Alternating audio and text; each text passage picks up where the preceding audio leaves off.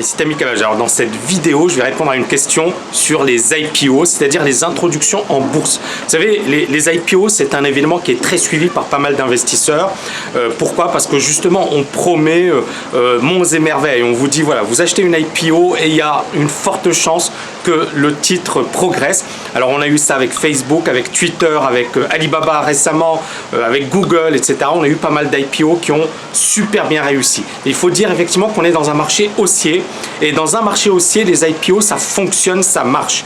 Mais là où il faut commencer à être vigilant, c'est à la fin d'un marché haussier, parce que c'est là où effectivement vous avez de nouvelles entreprises qui s'introduisent en bourse, et généralement la contre-performance est au rendez-vous. Alors même dans le cas de Facebook, même dans le cas de Twitter, même dans le cas de LinkedIn, Alibaba, eh bien, il y a eu quand même des déceptions au début, donc ce n'est pas monté en un seul temps. Et là je reviens sur une question effectivement d'un lecteur qui me remercie, me félicite pour tous mes messages, et qui me dit voilà, j'ai acheté une IPO sur les recommandations de mon courtier, et ce qui s'est passé, c'est que cette action a chuté.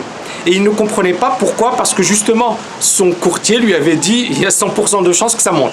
Moi je vais vous répondre, il n'y a pas 100% de chances qu'une IPO monte. Donc il faut effectivement encore une fois être hyper vigilant, hyper prudent. Lorsque vous achetez une action, donc une action d'une société qui va être introduite en bourse, premièrement, il ne faut pas investir sur du court terme.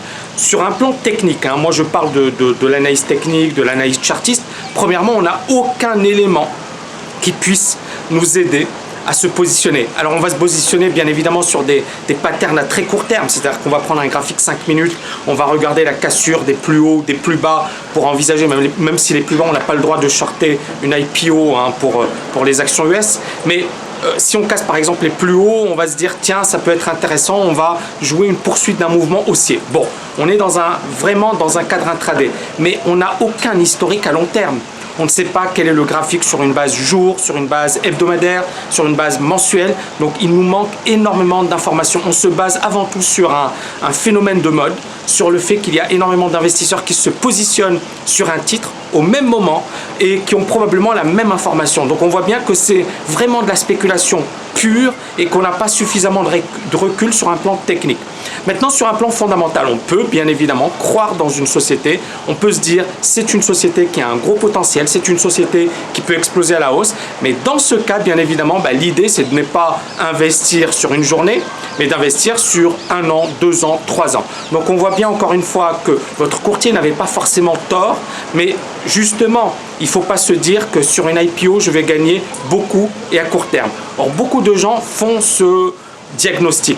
Alors, autre point, et encore une fois, lorsque vous achetez une IPO, prenez en compte également le contexte boursier dans son ensemble. C'est-à-dire que dans un marché haussier, une société introduite en bourse aura tendance à progresser. Tandis que dans un marché baissier, une société introduite en bourse ne progressera pas. Pourquoi? Parce que le marché dans son ensemble est déprimé. Voilà, j'espère que cette vidéo a répondu à votre question et je vous dis à très bientôt.